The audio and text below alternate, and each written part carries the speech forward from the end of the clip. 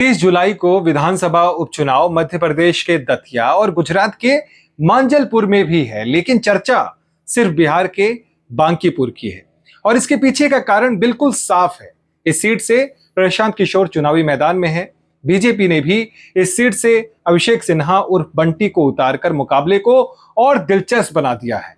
अभिषेक सिन्हा पिछले करीब 27 साल से बीजेपी के सक्रिय कार्यकर्ता हैं। जमीन पर उनकी अच्छी पकड़ है और सबसे बड़ी बात, वो कायस्थ समाज से आते हैं, जो वर्ग बांकीपुर में हार जीत का फैसला करता है। ऐसे में प्रशांत किशोर के लिए राह आसान नहीं है। खुद पीके भी स्वीकार कर रहे हैं कि वो तभी जीतेंगे जब वो लोग वोट देंगे जो लंबे समय से बीजेपी को वोट कर रहे हैं। अब सबसे पहले आपको मैं बांकीपुर में जातीय समीकरण के बारे में बताता हूं।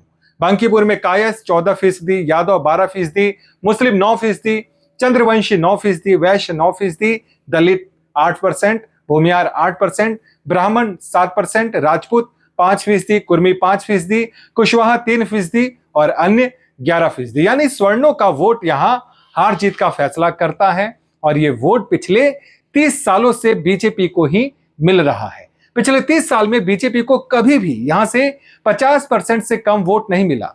बीजेपी को यहां से सबसे कम 55% वोट 2000 में मिला था और सबसे ज्यादा वोट लगभग 83% 2006 में हुए उपचुनाव में मिला था। अब आप सोच रहे होंगे कि जब ये सीट बीजेपी के लिए इतनी सेफ है तो फिर पीके ने दांव क्यों लगाया, तो इसका गणित भी समझ लीजिए।